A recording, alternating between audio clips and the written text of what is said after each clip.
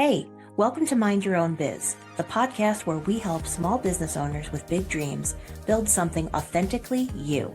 I'm Alicia Yervis, educator, marketer, designer, nacho enthusiast, and your big sister in business. I'm excited for us to have this cozy spot to chat. Each episode, we'll tackle candid conversations, actionable tips, and a few fun tangents to help you run your business your way. Because business is always personal, no matter what anyone says. So grab your iced coffee or those nachos, and let's get started. Hi there, and welcome back to another episode of Mind Your Own Biz. My name is Alicia Yervis, and I'm your host. Thank you so much for being here. I am excited because I am celebrating recently, as of the time that I'm taping this anyway, which is November 17th, 2025. I am celebrating 40 episodes in. By the time this comes out, we'll be past 40 episodes, but I'm just taking a moment just to celebrate, it's been almost a year since I've had this podcast. It's really exciting. And I'm just so proud and happy of how far I've come and the amazing guests that I've had on here. I've gotten to know so many cool people. And so I just ask that if you're listening to this episode now, hop on to my social media, hop on to my website, and go back through my episodes on Spotify, on YouTube, and find an episode title that you connect to. And give it a listen. One that you haven't listened to before. There's so many great conversations on here. And by the time this episode comes out, I will have already been celebrating my 40 episodes with some episode roundups, some shout outs to past guests and stuff. So hop onto my social and my website to dig into all of that. But just on a personal note, I want to thank everyone for listening. I want to thank everyone who's been a guest, everyone who has subscribed, liked, shared, reviewed the podcast. It helps me so much. So thank you so much again. So, okay, let's get into today's episode. This is all about voice and creativity and the power of showing up as your whole self. And it's quite literally about using your own voice, and maybe some additional voices that you create. I'm sitting down with somebody that I've known for more than 20 years, which I can't even believe that. Someone who's lived about 47 different creative lives in one lifetime, the multi-hyphenate queen herself, Marni Penning. So Marni and I met in New York City a long time ago. We'll talk about that. We have some mutual friends. And we just stayed in touch over the years. And I just love seeing the career that she's built for herself, and her many multifaceted talents, which we're going to get into.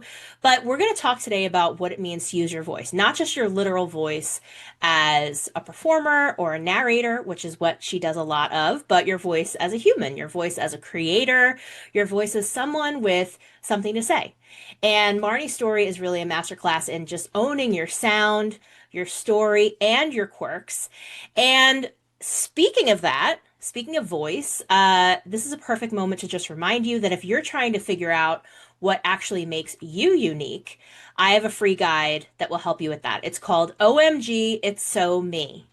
And it's going to help you uncover what makes you you, so you can show up more authentically in your content and in your business. And you can grab it at aliciayervis.com/OMG. And just remember that these days there has never been a better time to be yourself, your authentic self, right? When we're trying to figure out what's real, what's fake, you can only be you. So I'm really, really excited to chat with Marni here today. We're going to talk about voice work, acting, storytelling, TikTok, memoir writing, building a creative business, confidence, all different kinds of things. So Marni Penning, creator of the Amazon bestseller, The Penning Method for the Panicked Actor, and fondly dubbed the Maven of a Million Voices, is an award-winning actress known for a theatrical depth and range that has propelled her to a successful stage and film career spanning decades. Marnie was nominated for Best Fiction Audiobook Narrator up against Ethan Hawke and Meryl Streep at the prestigious Audie Awards, which is like the Oscars of audiobooks in 2024, and won an Audie in 2025. With hundreds of titles she's narrated available on Audible, Marnie wants to change the world by telling raw, emotional stories about complex, flawed, and strong women. Marnie's also a co-founder of Cincinnati Shakespeare Company, now in its 31st year, as well as a playwright, teacher, children's book illustrator, and acting coach who lives with her husband, kiddo, dog, fish, snake, and chickens outside Washington, D.C. So I'm really excited to welcome my old pal, Marni Penning. Hi, my friend. It is so good to see your face and have you on Ah, here. Thank you so much for joining me today. it's so good to see you again. It's been so long.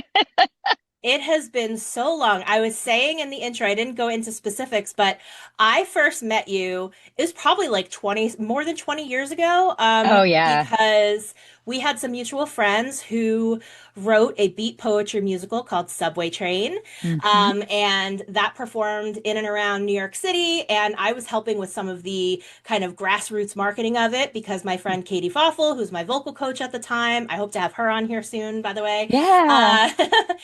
Uh, I would help her with selling merch and putting up posters and handing out postcards, all that kind of stuff. So that was like one of my earliest marketing gigs ever. Oh, And I it met was you great. there. Hmm. It was a lot of fun. That show was so special. What do you Oh remember yeah. from that time? Oh my gosh.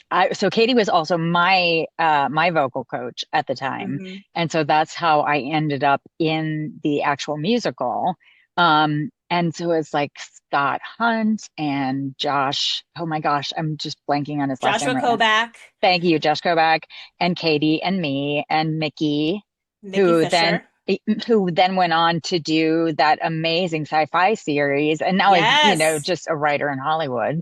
He's so much Um, fun. Love him. oh my gosh, he's amazing. So sweet. Hmm.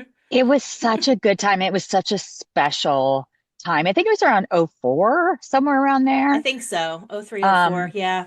and Jenny Swan, whose birthday was just this past week, who is, Jenny. yes, she is still one of my dearest friends. So like Oh, I tell talked, her I said hi. I will. We text each other pretty much every day. I love it. I love it. Yeah. And you played, I remember you played the conductor I was of the the train. conductor. Hmm.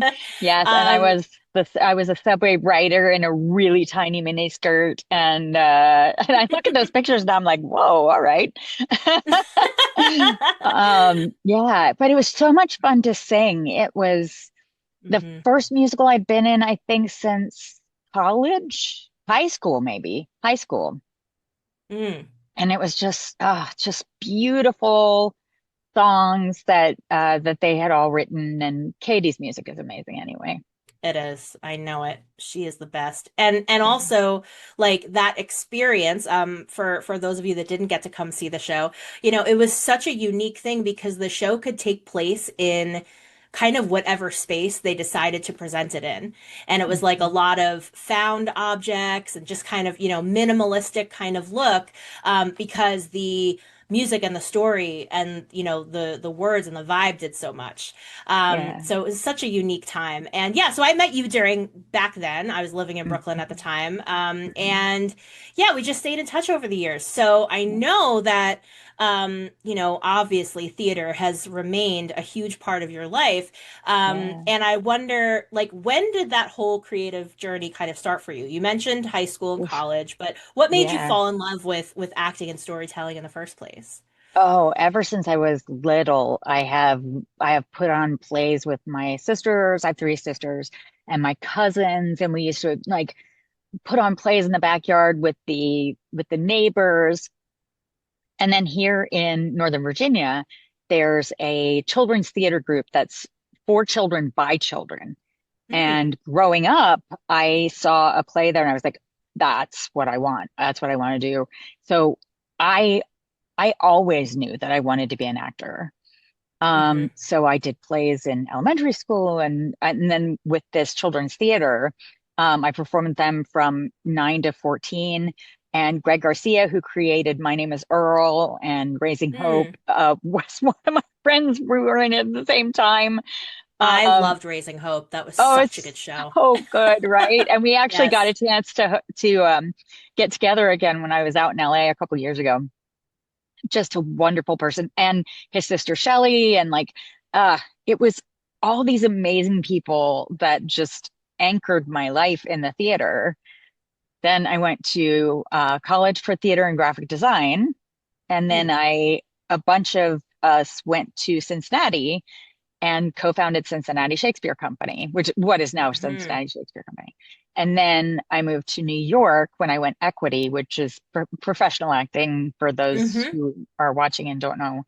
Um, and in 2000, I moved to New York in August of 2000 and was doing great with theater there.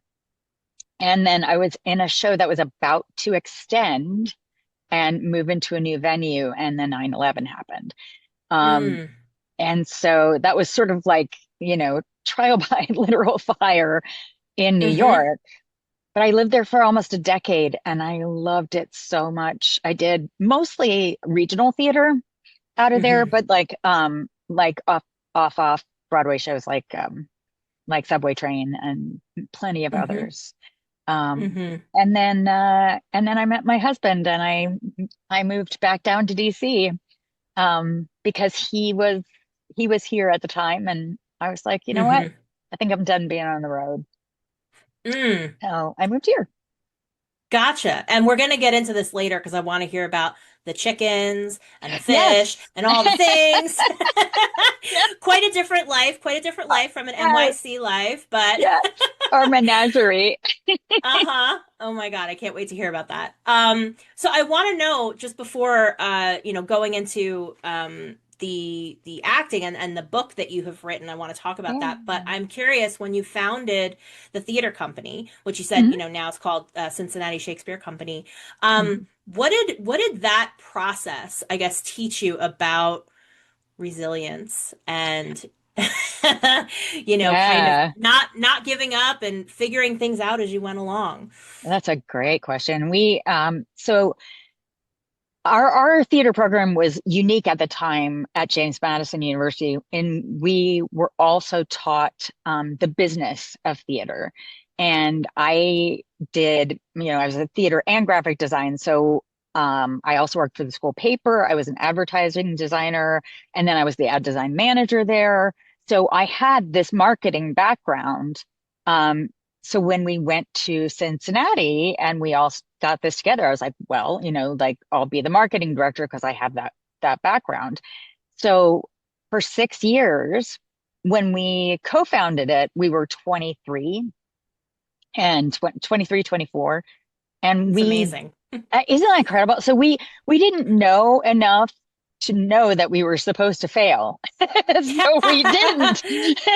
We're like, we got $2,500 from the people I was working with, and we were like, oh, we're rich. We'll do a whole season. And we did like 5 shows that first year on $2,500 with just, Wow. fit and determination. And then now it's grown into this multi-million-dollar company in downtown Cincinnati. It's one of the anchor arts organizations in Cincinnati now, and I'm so proud of how far it's come. That's amazing. You should be Determination, so yeah. proud. Thank Hmm. you. Yeah. So I mean, it's just like you do everything you can to make it succeed, Hmm. and you use yourself. We were like, this is not your father's Shakespeare company, Um, and we were like, it was almost like rock stars, but doing Mm. Shakespeare and classic theater. So, I love that. I love that. I like in my theater background, the most recent place that I had worked before I started my business was Two River Theater in Red Bank, New Jersey, and oh we always yeah. did we always did at least one Shakespeare play basically every season. And admittedly, I am not great at uh decoding and understanding Shakespearean language. And so whenever I was able to see a modern spin on it, which we did a lot of, or Yeah. we would have like these different workshops or whatever to kind of break it down and make it more easily understood. It was so helpful for me to have that little cheat sheet. So it Yeah, sounds like you were kind of bringing a modern take to it as well. absolutely. I was I toured for 3 years with what is now the American Shakespeare Center. Mm. It has a Blackfriars replica in Stanton, Virginia. So that's Hmm. now a tourist destination for people who love Shakespeare. And back in the day, it was very much that like a bunch of kids with boxes and props inside, and we did Shakespeare based on the things that Shakespeare was doing at the time, which was Mm. lots of doubling and tripling of characters and a very small company and like basic costumes with little parts thrown on top.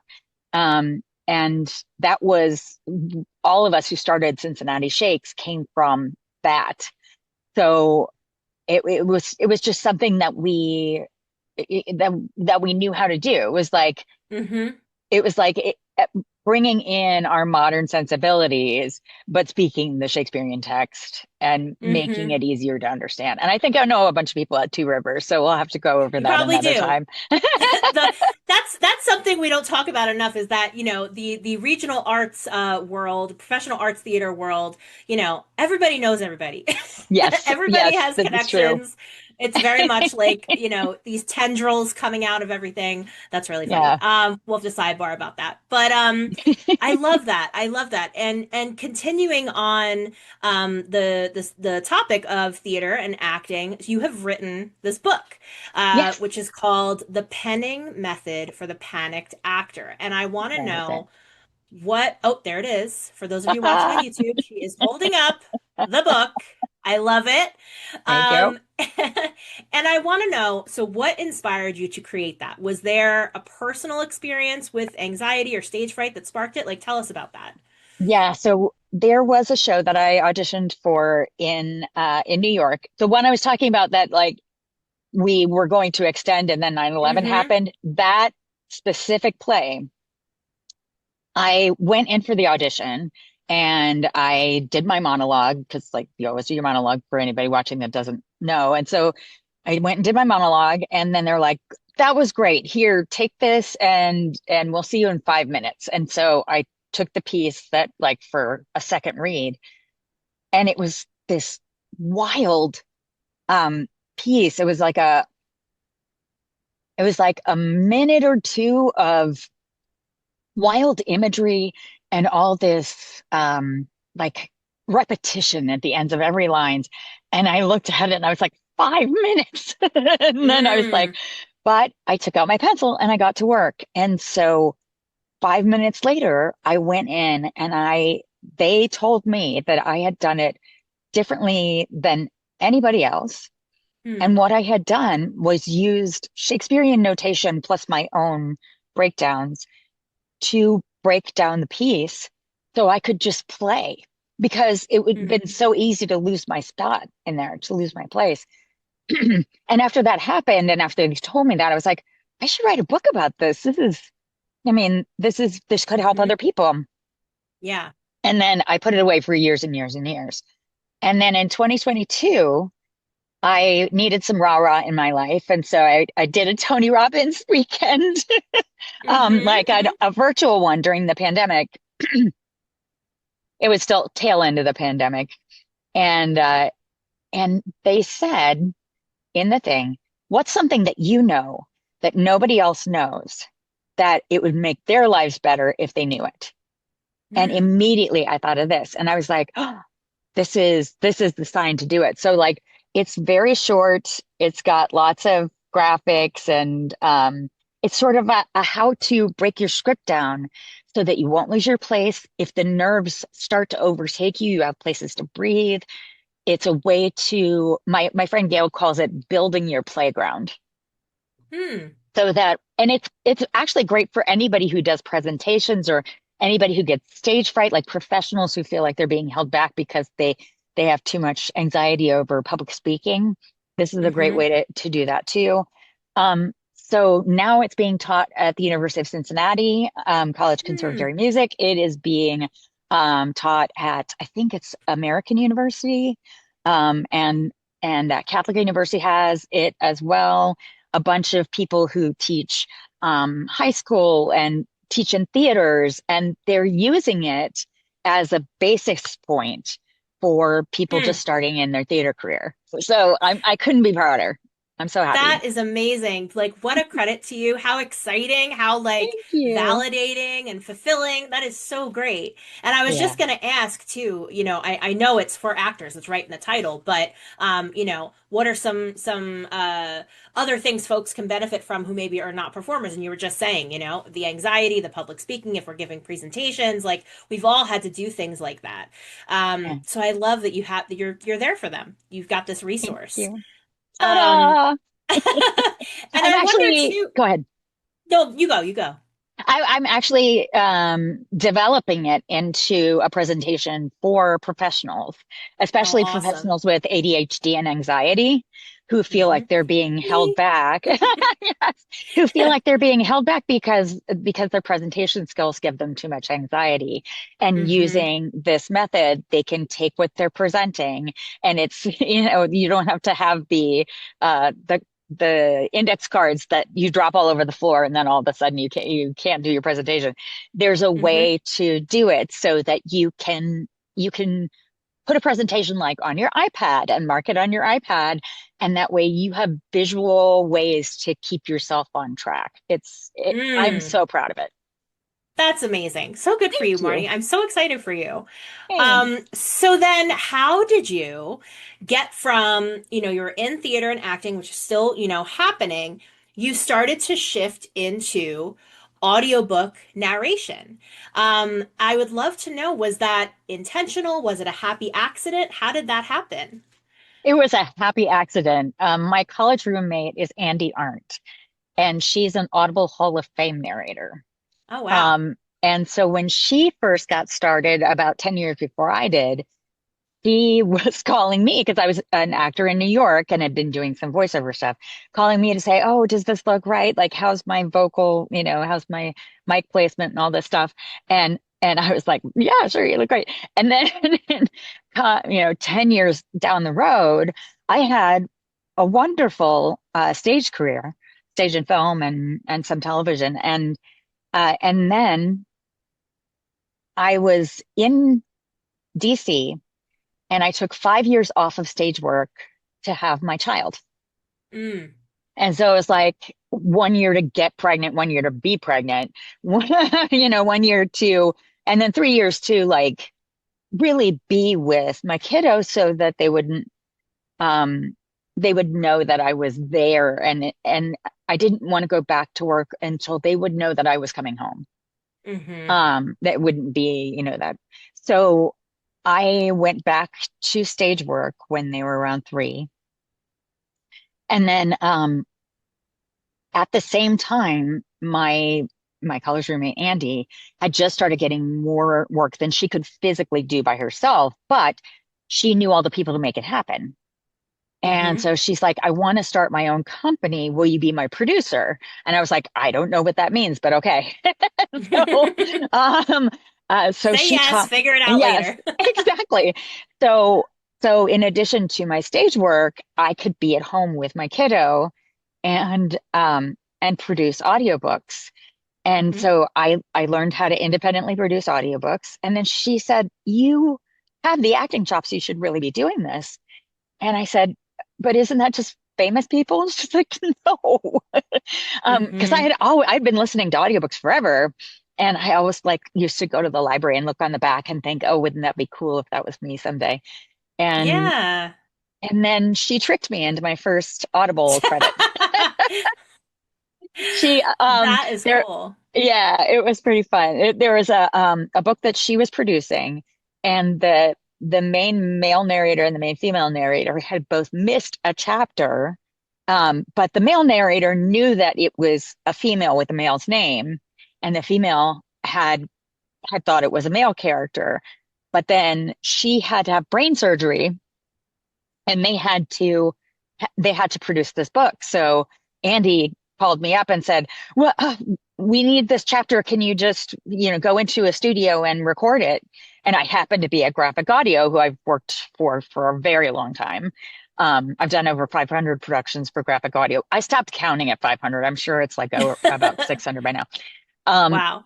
but I ran into a studio and figured out how to use the software and sent it to Andy like within an hour or two. And that's how I got my first Audible credit. And that was in Wow. 2018. I love this. And I also love that there's this theme through your life of like figuring things out as you go and like, kind of jumping in and, kind of That's learning as you go. I exactly just it. love that. Yeah. And I have to pause here for a moment because those of you who are watching on YouTube will see Marnie is sitting what I think is in your home studio right now, right? Your sound booth. And Yes. I know you Yes. built one at the house. How did Yes. that come together? What is your setup like? Tell us about that. So I've had a couple of studios now. My Hmm. very first one was a closet, as is often the case for many narrators. I know Hmm. people who still have recorded hundreds of books in their closet because the sound baffling from the clothes is perfect. Um, and so my closet studio did very well for me for a couple of years, and then a massive construction project started in behind my house. And like at the fence line, it was like bang, bang, bang every Oh. day Hmm. from 7 in the morning to 7 at night. So I couldn't record until after 7. So I became this vampire narrator where I'd Yeah. get my child to bed and then go record until they had to get up for school, take them to school, and then go to sleep. And then Hmm. it became unsustainable. So Yeah. the pandemic hit, and I I was able to get a small business loan to get this studio, and it's a custom built triple wall sound booth from a company called Studio Bricks in Spain. Wow. And yeah, and it is pieces like Legos that all sort of fit together. It's a 4 foot by 4 foot space, and then it's got this like sound foam around it. These are my Audie medallions, by the way. These are my Hmm. nominations and my um Love and it. yeah, and so it's when I close the door, I can't even hear lawnmowers in my own yard. Wow. That's So awesome. yeah. Yeah, so it's been invaluable. I couldn't do the amount of work that I do if I didn't have this booth. That is so great. And what a unique environment, as a part of your house, but also like so many folks who, whether they're a podcaster like me, or they're recording a course, or they're recording, some other thing, they've got to go to a studio. They've got to go hire somebody, they've got to go do their thing. I love that you could Right. just like go in here in your pajamas and get it done. It's amazing. Exactly. Oh, I'm much more dressed up today than I ever Yeah, have. you're not in your So pajamas right no, now, to be no, clear, no. but Yes, that's exactly. awesome. And Thanks. then, so I was talking in the intro about your Audie nomination story, and then you won Yeah, one, which is so awesome. And I that did. first that first time, being up against Ethan Hawke and Meryl Streep, like what was going through your head when you found out that you were nominated? It was crazy. So I had this amazing book. It's called Johanna Porter is Not Sorry by Sarah Reed. It is a very snarky first person story about this woman she's a soccer mom turned art thief. And if that doesn't get people to read the book, I don't know what will. But it's so funny and so touching. And she's just like, talk about like jumping in and figuring it out as you go. Hmm. She was the muse to a Pablo Picasso kind of painter when she was in Hmm. her 20s, and he sort of ruined her life. And so Mm. now that she's in her 40s, he invites her to one of his art showings, and she has a little bit of champagne and finds this famous piece of her that he's done, and she steals it. And that's the Mm. beginning of the book. So it's like it was such a fantastic book. So when I submitted it for these awards, and I had put it in for best fiction book. And so I I got an email saying we've moved it into this category. And I thought, well, maybe I just made a mistake. And then when I got the notification that I had been nominated, I thought it was for fiction. And so I scrolled down and I'm looking in fiction and it's not there. And I couldn't figure out why. So I did like a control F for my name. And I was Yeah. like, oh, it's for best fiction narrator. So it's not the book itself, it's me. And Oh my there God. are like one fiction and one nonfiction narrator that are awarded each year. And it was two of my friends and me and Ethan Hawke and Meryl Streep. And Amazing. I was blown away, blown away. Hmm. Oh So my what an God. honor. What an honor. And then you win the next year. Yes, I And did. I won, so and that was for amazing. no, it was for original work. We won for original Okay. work. Oh my God. So well, first of all, congratulations. Thank Incredible. you. And so what has changed for you, creatively or professionally? Now, of course, now you can say that. It's in your Now I can bio. We can say it. put it Yes. in all the places you got to tell people about it. But yeah, Right. what does that Exactly. change look like for you? Well, that and $5 will get me a cup of coffee at Starbucks. But no, it is such an honor because the people who are judging these are real audiobook lovers, and in some Mhm. cases audiobook narrators themselves, and producers and directors, and just audiobook lovers. So to be honored with a nomination in the first place is huge, but to actually win one was surreal. It was just like Mhm. it came to it and I was like, well, it won't be me because like there are these other amazing books in there. And they called our name and I was like, I I I had this like bejeweled mask on. It was like a clear mask with jewels on it. I ripped it off my face and stood up and I was like laughing. And the only other person there from the production was my director, who also it's a Hellboy book and he also plays Mm. Hellboy. So he was all the way across the room and I was like pointing at him and like, like just laughing and couldn't believe it. And then Mhm. and then afterwards I got to meet some cool people. So that was super neat. I love that. What a fun, awesome, huge accomplishment.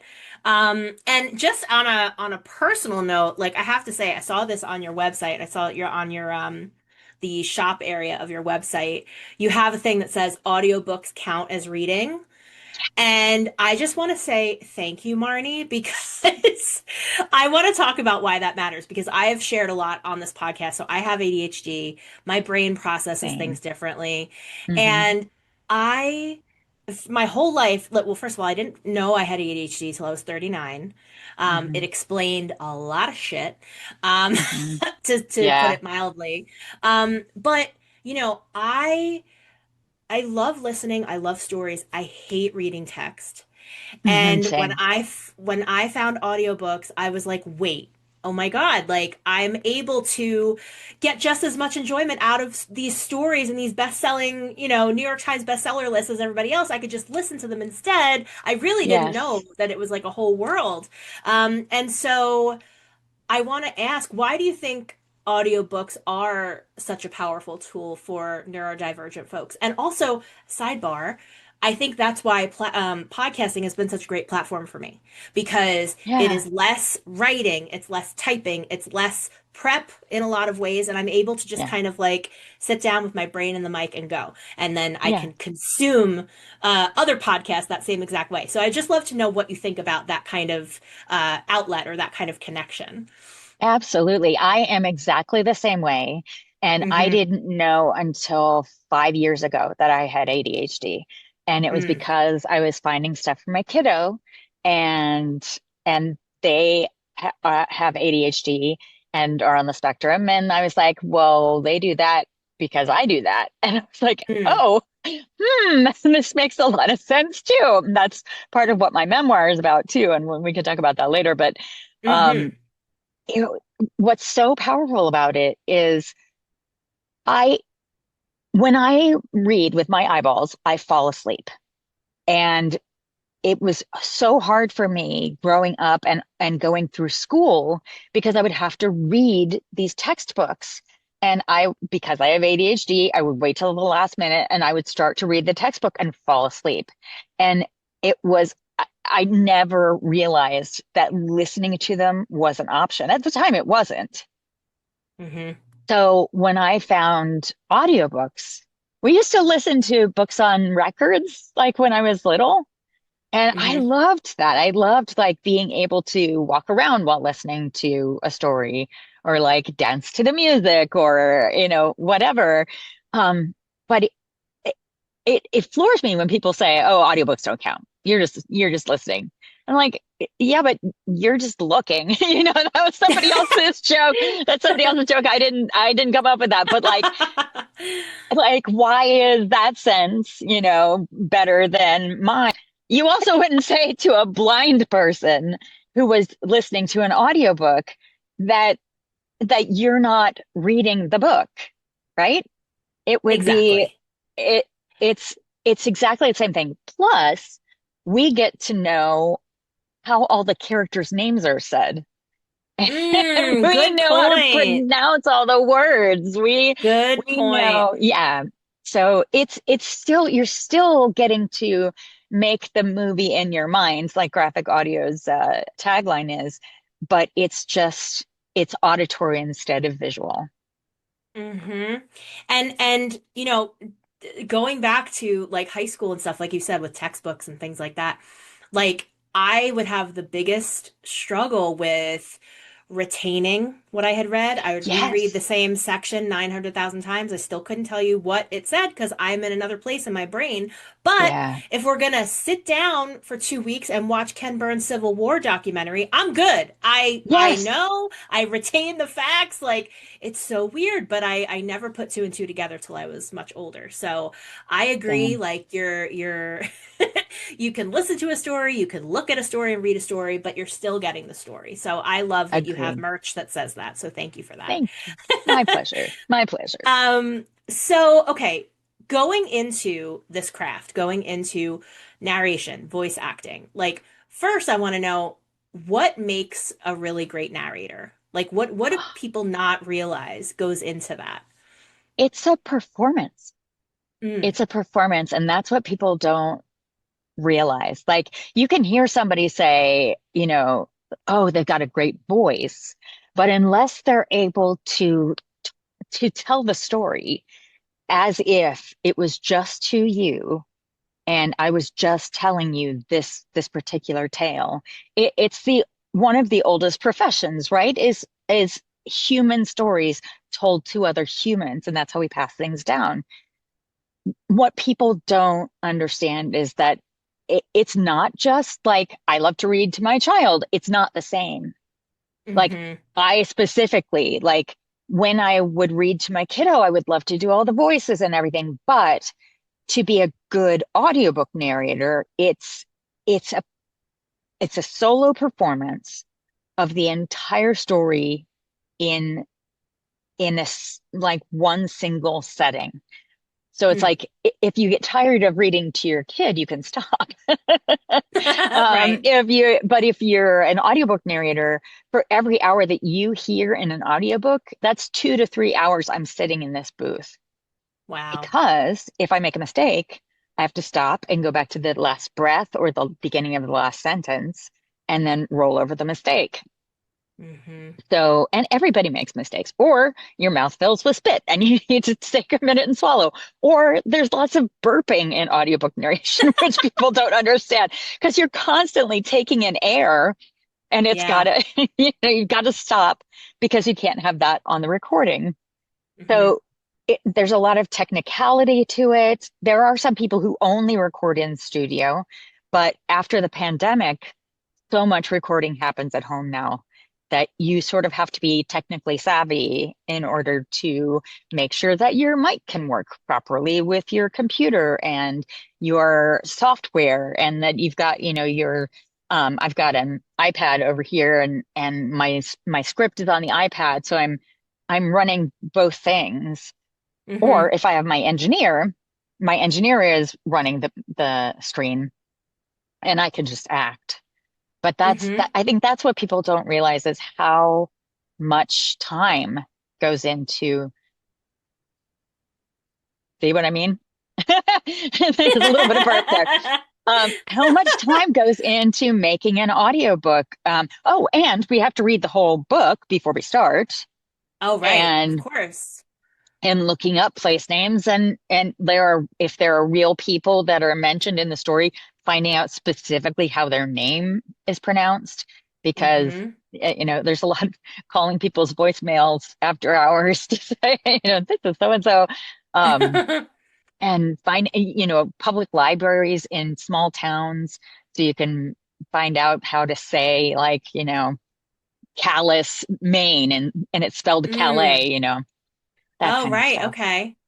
Gotcha. And then, yeah, like before, there's so much pre-work like that Yeah. has to happen before you hit record. Like what Yes. you're just saying about the pronunciation, the research and all that stuff, but also like your decisions as an actor, as a performer, like what does that process look like when you're trying to prepare to narrate a new book? Like, are you visualizing your characters? How are you landing on those voices? What does that kind of creative process look like? So we were talking about how, I can't eyeball read. And when I Mm-hmm. first started as an audiobook narrator, I got so far behind in prepping because I was trying to eyeball read. And, Mm-hmm. and many of us are like, oh gosh, I just wish I could listen to the story. But that's like what we're doing, is Right. making the audiobook. But Mm-hmm. just recently, I was able to find a screen reader that Mm. that is a good tool for people who are neurodivergent like we are. And I can listen to it at 300 words per minute. And so to There we anyone go. else, it sounds like blah, blah, blah, blah, blah. But to me, I see the whole story in my head like a movie. Mm-hmm. So that's how I'm making decisions about the characters. And the main character is always going to be me or some version of me, like whether it's like down in my lower register or like up in my higher register, it's always going to be me. And that way, when I'm going back and doing corrections, if I've made any mistakes after the fact, it's a lot easier to just drop into my natural voice to make the corrections. It's more seamless. And Mm-hmm. then if there's a guy, then I'm gonna just start when I start as low as I can speak comfortably for the longest amount of time. So this is usually my hero voice, and I try to match little things to, if I have a co-narrator, who that co-narrator might be. And then if there's a guy who's like the main character's best friend, I'm always going to make him a tenor, because uh, often, like, the hero in the story is like, he has such a gravelly voice, So Mm-hmm. whenever I can, I stick in a tenor. So I think of like Greg Kinnear. Like, I've seen so many Greg Kinnear Mm. movies that, like, I know how Greg Kinnear would play a part. So how that character reacts to this is how Greg Kinnear might say it.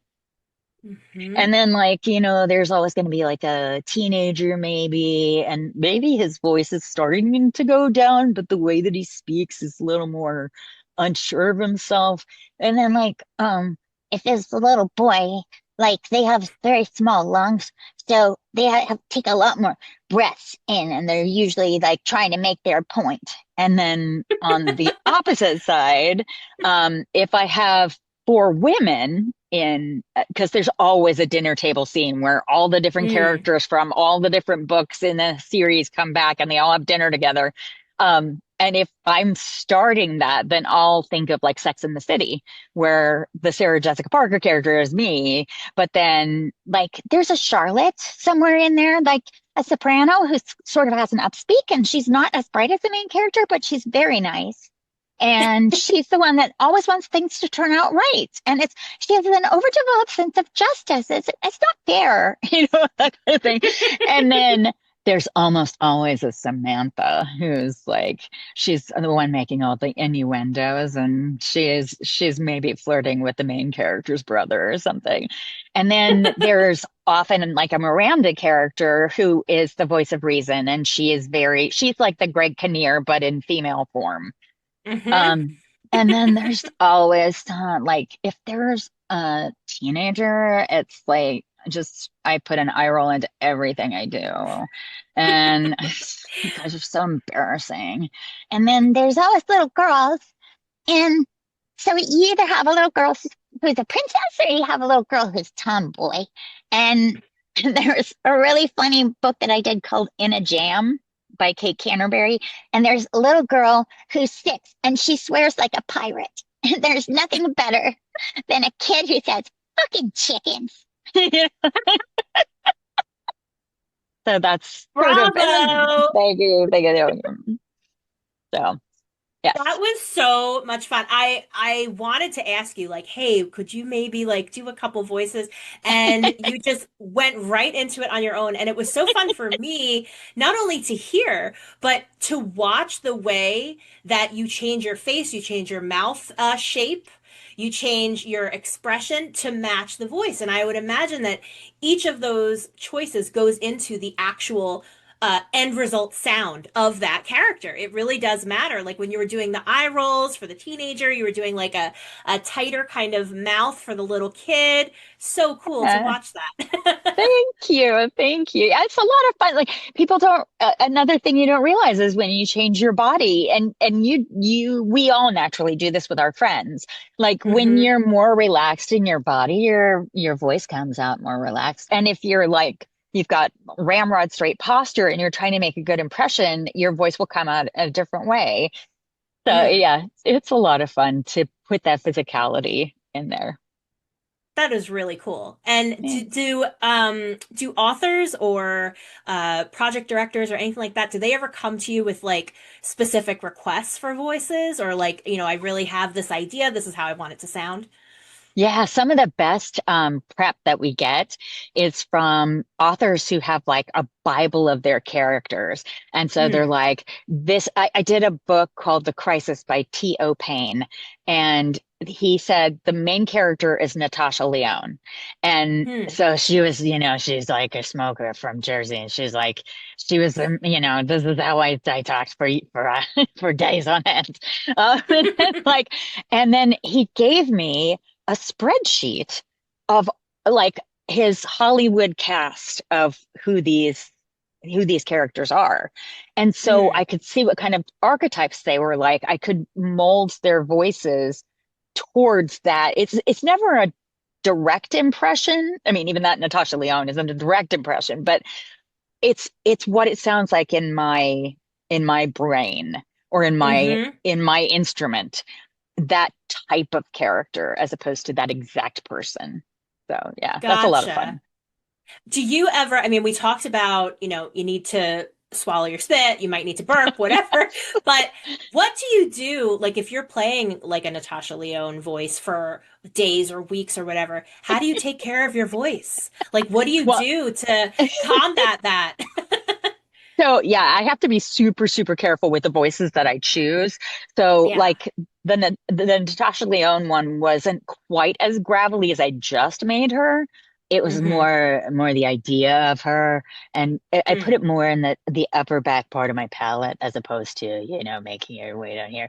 What it ended up being was my diction was more lazy. Mm. And that became her character. Mm-hmm. But I have a nebulizer that I use called a vocal mist, and that's Mm. isotonic saline that is the only way to moisturize your vocal cords because when you're drinking water, the water doesn't actually moisturize your vocal cords. They're like, you're swallowing it down a different pathway. So Mm-hmm. you don't actually moisturize your vocal cords that way. Um, so I actually have also this thing called Entertainer's Secret. I don't know if Oh you yeah, can I've see seen that. that online. Yes.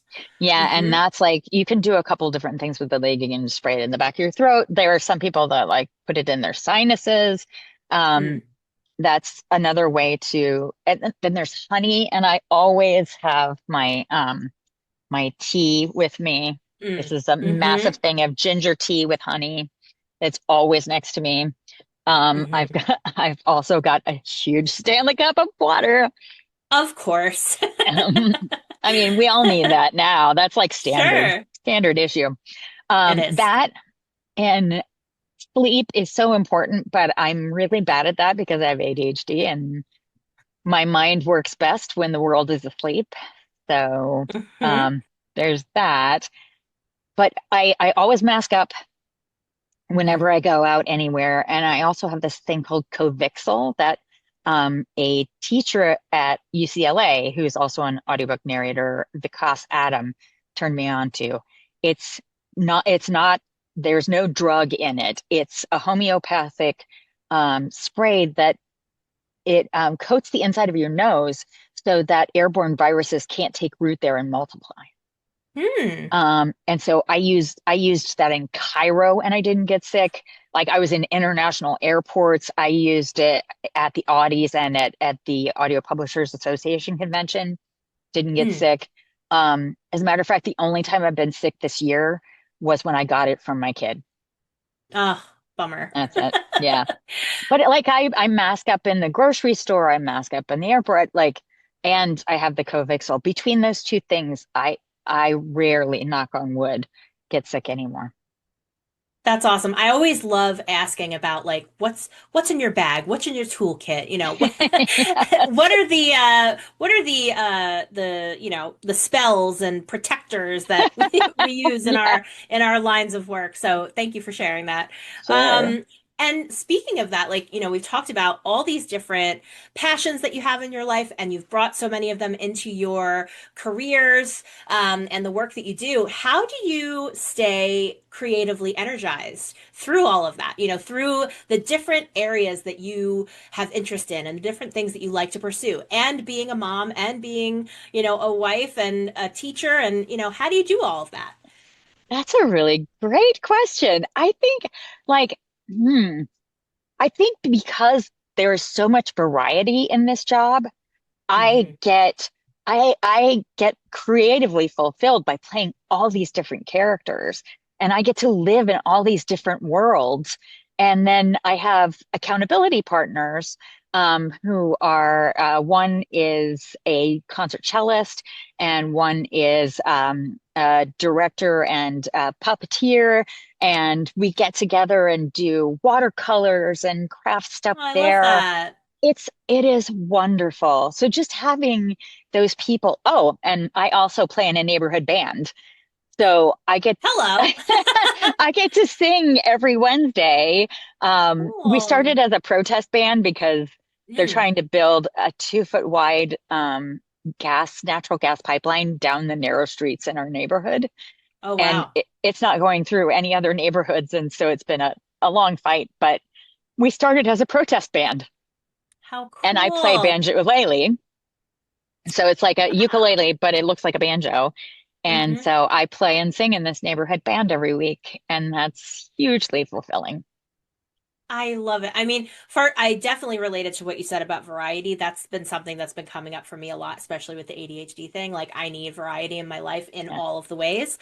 Yeah. But I love that you have made it a priority to give yourself these other outlets to like recharge your creative battery with friends, with other folks. That is so great. I Thanks. think sometimes, especially, business owners, we're doing a million things, we're wearing all the hats, and it's like, Mhm. okay, but like, what are you doing for fun for you too? Like, how are you Yeah. giving yourself that outlet? So I love that you've made that a must have, which is Yeah. so inspiring. Thanks. So I want to pivot a little bit to talk about you and visibility and marketing, because you've built such a great presence online over the Thank years. you. I am so inspired by seeing what you're doing on TikTok, especially. I am Oh, like, thanks.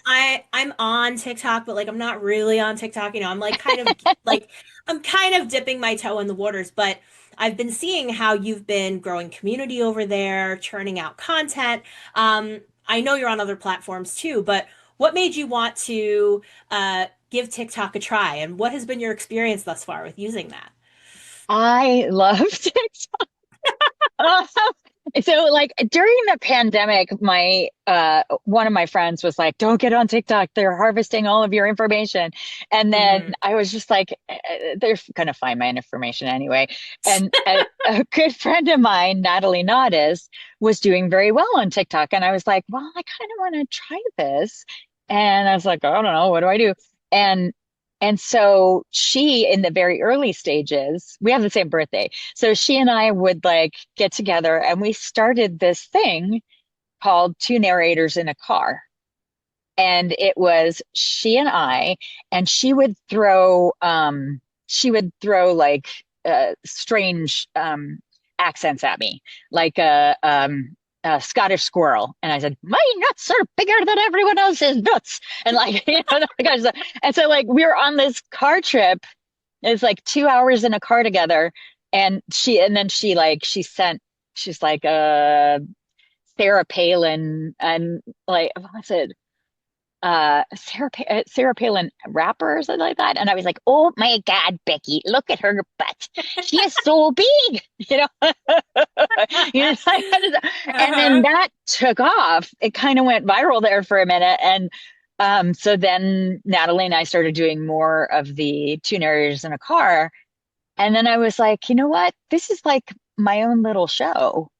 Mm, It's like I can do little skits and I can, figure out I can do stuff about my audiobooks. I can narrate live online and have some sort of community there. And hmm. I also started following all these independent authors who are fantastic about following you back. So it's mutually beneficial to both of us.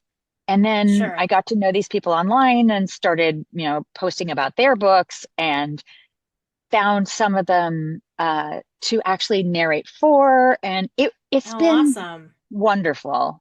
It's not for Hmm. everybody, but like Sure. I I can't help but be a ham. So I love that. I was gonna ask, like, how do you approach the community building aspect of it? But it also sounds like a lot of it has happened organically as you've yeah, just been showing up as yourself and doing your thing and what you want to do. And then yeah, the people who like it are coming to find you, which is what we all want. So I yeah. love that that's this, it's coming together for you. That's great. Thank you. And the other thing that's done really, really well, that got most of my community was the beach reads book goblin kind of Yes, those thing were that I funny. do. Yes. So, and I was thinking about like when they talk about beach reads, this is the perfect beach read, this is the beach read. And we go to the beach every year, and my mother-in-law and my nieces and my husband, nobody was reading a beach read. And so I was like, you've heard of beach reads. What are people actually reading at the beach? And so the first person I asked was my mother-in-law. And so, people are like, oh, first of all, it's a recommendation of what somebody is actually reading. Hmm. And it's not about me. It's Hmm. it's only for the community. It's showcasing authors. It's showcasing readers. It is showing people like, oh, I loved that book, or oh, I've been meaning to read that, or it became this. That's where most of the community found me was from Hmm. the book recommendations.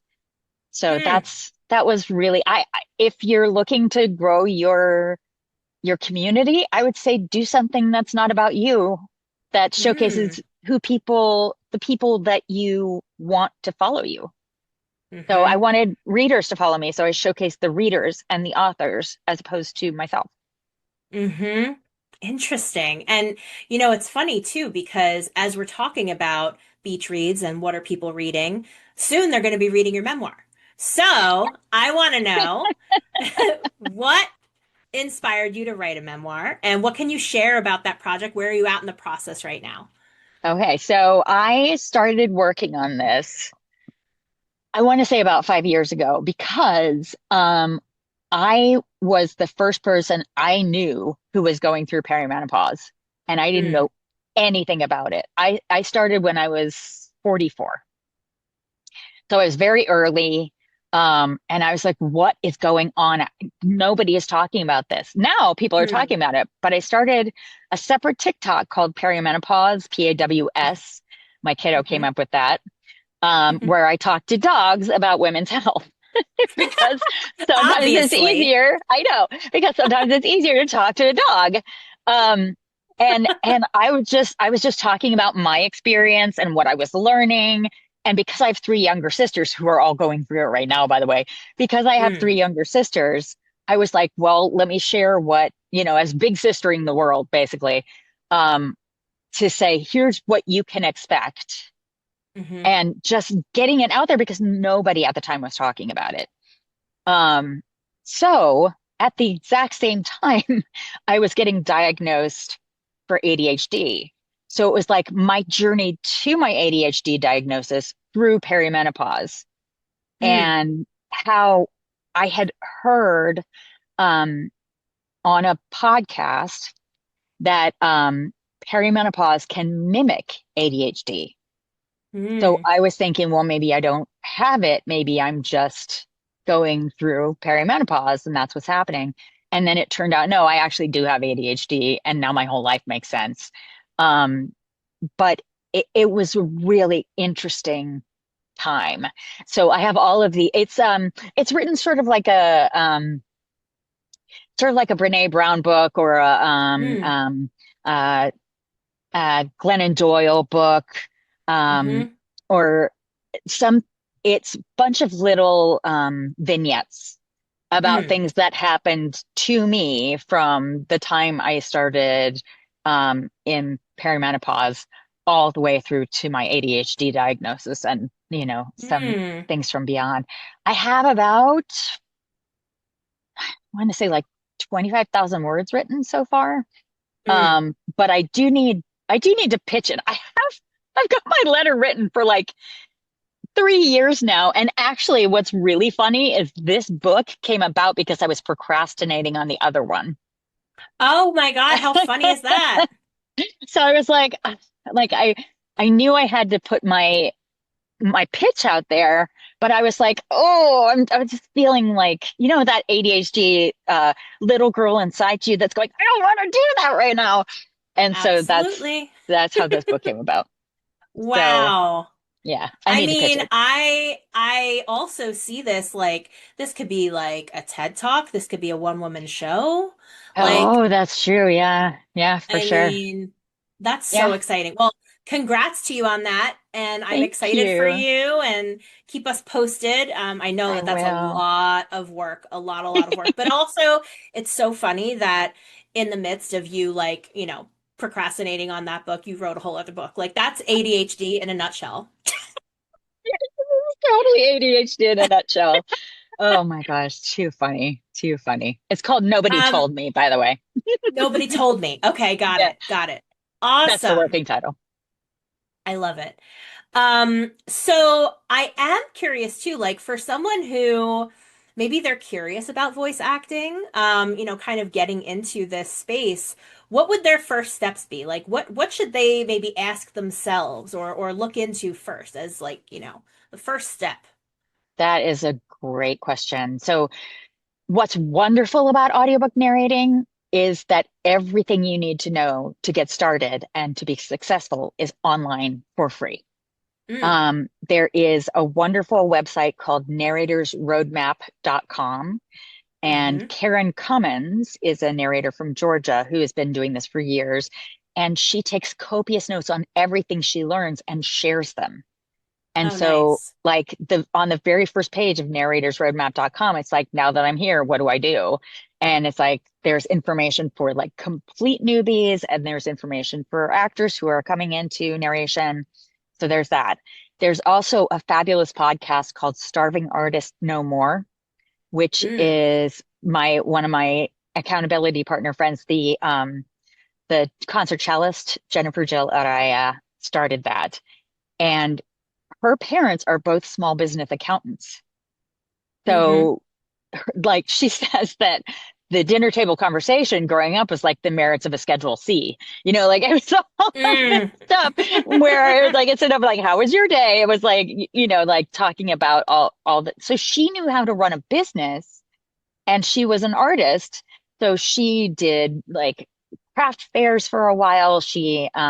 And she's been a concert cellist. She was a musician, like a music teacher, and now Mm-hmm. she runs Starving Artists No More is also the Thriving Narrators community. And Oh, so, okay. like, she's now developed 2 years and going into a third of fantastic retreat that happens in Cincinnati every year. She's amazing. She is neurotypical. Mm.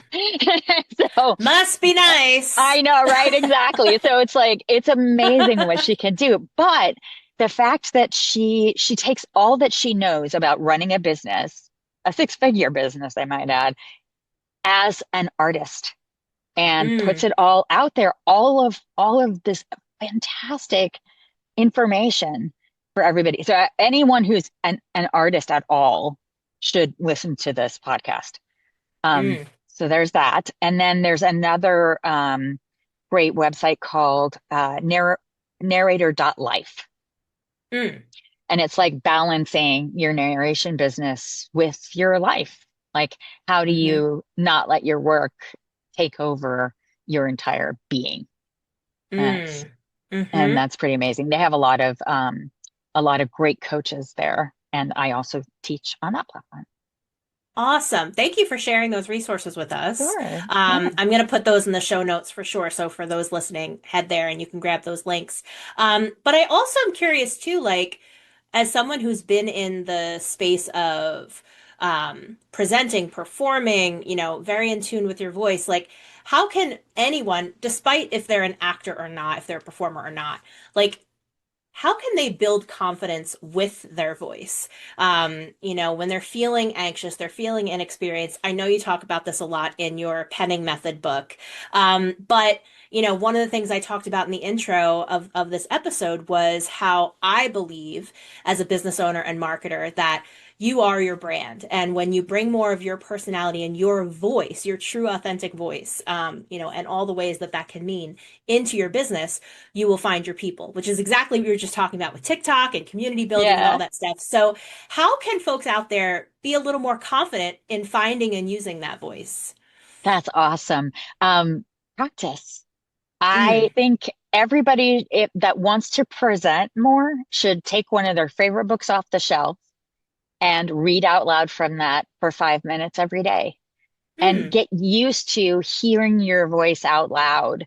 You can even do the same passage over and over. If it's a practice thing. Getting getting used to hearing your voice out loud is huge. And a lot of people, when they first start as narrators, they're like, oh my gosh, is that what my voice sounds like? And mm-hmm, because it sounds so different, which I know you know as a podcaster, but like I started listening to my voice when I was like 11. I had a tape recorder and I would record myself and play it back to me. So I got used to hearing that. And now I don't mm-hmm. hear a difference. So Okay. they can always voice record themselves on their phone and play it back Mm-hmm, so they hear what their voice actually sounds like. Maybe there is a little bit of a speech hiccup that they have that they could say, "Oh, I didn't know I pronounced my H's that way."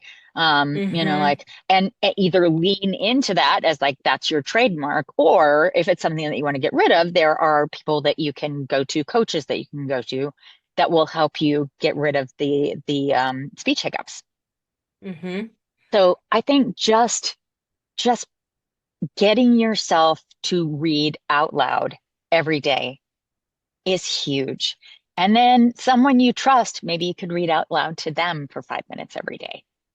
And mm. then you get used to having somebody else there with you, somebody who's not going to laugh at you, somebody who's going to do you mind if I just read to you for 5 minutes every day? They'll probably be like, yeah, bring it on. Like, we love to be read to. Um, Mm-hmm. so yeah, so that's a really good way to build your confidence. Just getting Mm. used to hearing yourself speaking out loud. Yeah, and having that process or that practice, as you said, become less foreign and less alien to you, like learning to ride a bike, like learning, whatever the new thing Yeah, is. Because I have so many folks in my audience, some of my students and stuff, maybe they want to start a podcast or maybe they want to do more video and they're just yeah, not comfortable there yet because they don't like their voice, or they, right. don't know how to just feel comfortable with themselves getting over that first hurdle. So I love the approach of practicing and just thinking Yeah, of it as something that you practice and you improve. Like I yeah, know. again, this is an ADHD thing. Like we expect to start and be an expert on our first try at everything. And it's very Absolutely. annoying that we're not.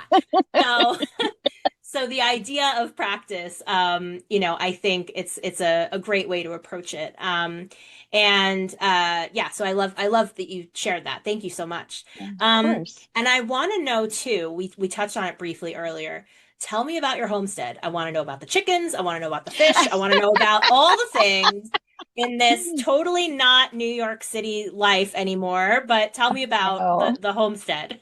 Yeah, whenever my New York friends come down to visit me, they're like, "Oh my God, we have a backyard, like it's green. We have a deck. It's awesome." So we've had dogs. Like my husband had a black lab when I met him, Hmm.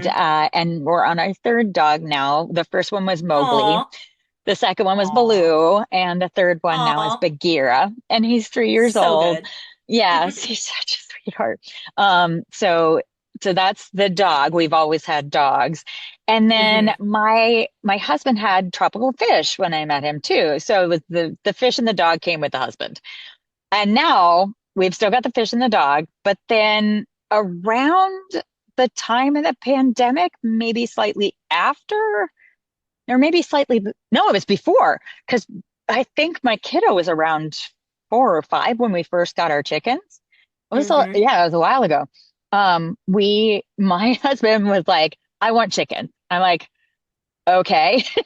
It's like, his friend had chickens. And he's like, I think it would be really cool to have chickens. So we, searched out, like, are we allowed to? Yes. And we're in a county that has a lot of farmland. So it's all right to have backyard chickens. Hmm. So my husband built the coop and we ordered the chickens from Texas and they came in the mail. Like, What? it's so weird. They ship them overnight and they ship the brand new chickens. They're like 3 days old when you get them, with lots of other chickens around it. So, Okay. yeah. And a lot of the ones who are around them to keep them warm don't make it.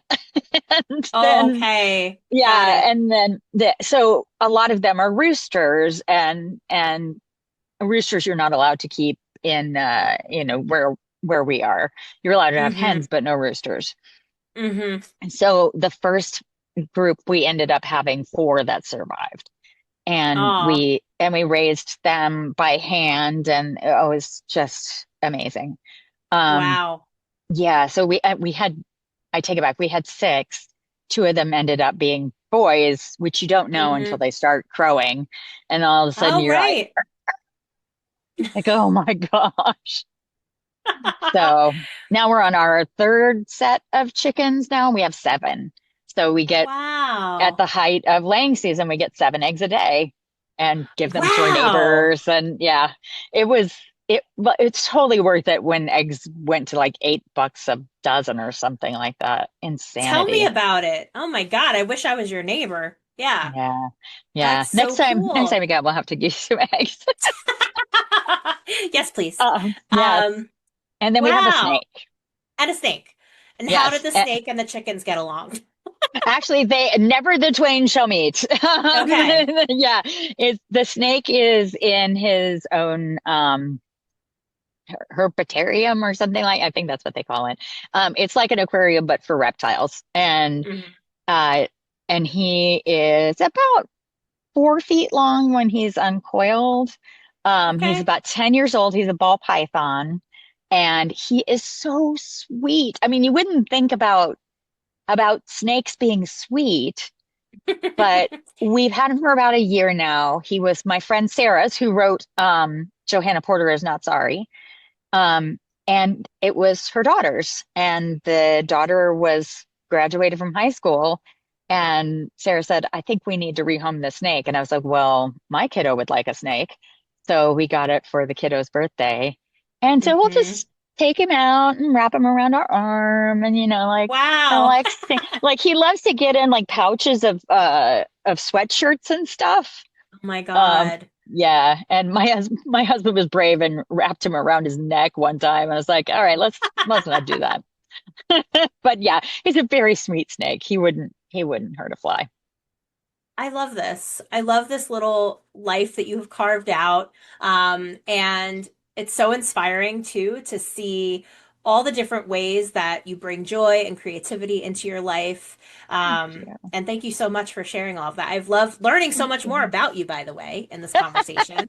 Yeah, we Um, haven't talked in a very long time. I we mean, I know have you're a macho not. enthusiast. I know because I Thank read you. I know because I read every single missive that comes out of your business. I know about you that way. But like it's been since we watched Katie Fawful together that Yes, was probably the last time we got to sit at the same table. I And it's been a agree. while. It has. And I want to know too, like, what are you most excited about what's coming up next for you? Oh, okay. So this just appeared on my Audible page today, so I can say it. Mm, I did a James Patterson and Susan DeLallo book called The Invisible Woman, and amazing. it is so funny. It's like a suspense, but the main character is this woman of a certain age who has found herself being invisible as a woman of a certain age.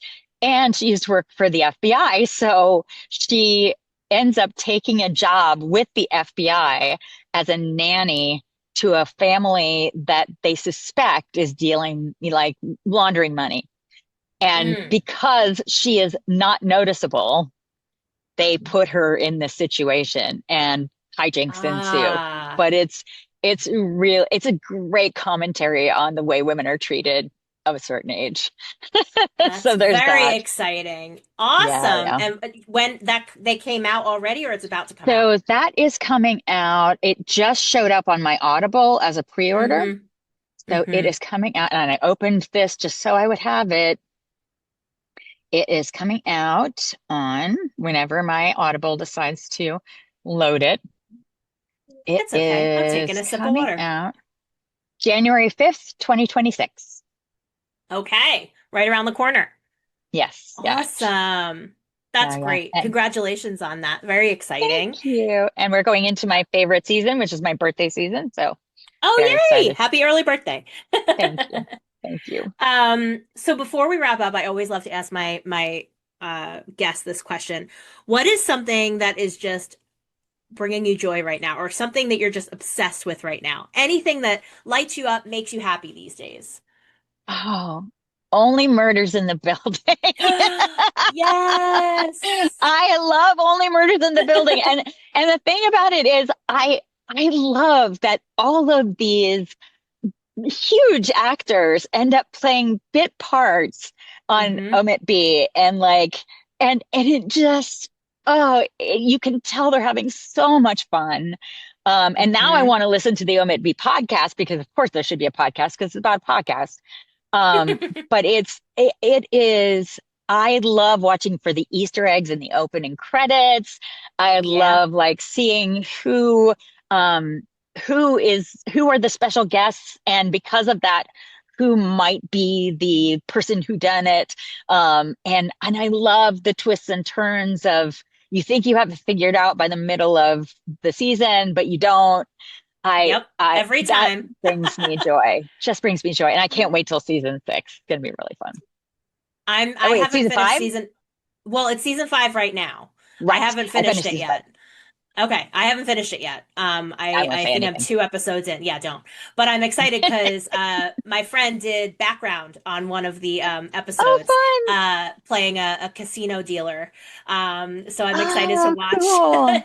that episode. But yeah, same as you. I love seeing all the famous faces that come in for these quick appearances, or maybe they're in for the whole season. But it's just really cool. I love Steve and Marty so much, and it's just Yes. feel good, cozy, fun, you know, a nice little escape. So I'm with you on that. Good Yeah. call. Good Yeah. call. Okay. So Marnie, thank you so much. This was a blast catching up, learning so much more about you, getting some great tips from you. Like I said, a lot of my audience wants to be more confident when they speak, whether that's on camera or in a course or a Zoom or a webinar, or a podcast. And I know that there's tons of tips in this episode. So thank you so much for that. And Thank where can you. folks, oh, yes, and your book, The Penning And my book Method for for Panicked the panic Actors, actor. for the panic And actor. and I also have a video course of this as Mm, well. It is uploaded and I just need to make it go live now. So there's this. yay. It's also available in audiobook. So, Awesome. I was and just this going is to a, ask. yes, panickedactor.com is where they Okay, can there get we go. this. Okay, cool. I'm going to make sure that that's in the show notes. And also, your memoir that's going to be coming out. Are you going to do an audio version of that as well? Absolutely. You know it. Okay. I figured. Absolutely. Yes, yes. Awesome. Awesome. So, aside from the book, where else can folks find you online? Where can they find you on social? I'm going to put all this into the show notes. So give us all the links. Awesome. So my website is theladyhamlet.com because I played Hamlet when I was in my 20s and it stuck. I've done 54 productions of 23 of Shakespeare's plays, and so Wow. that's my heart. And so I am also the Lady Hamlet across all my socials. And then you can find the penning method for the panicked actor at panickedactor.com. And yeah, I'm around. Awesome. Marnie, thank you again so much. Thank Happy you for having birthday. me. Have Thank my you. pleasure. And have a wonderful holiday season. This will probably come out probably December-ish sometime. I'll keep you posted. Excellent. Okay. But thank you again so much for being here. Thank you for having me. Bye-bye. Bye.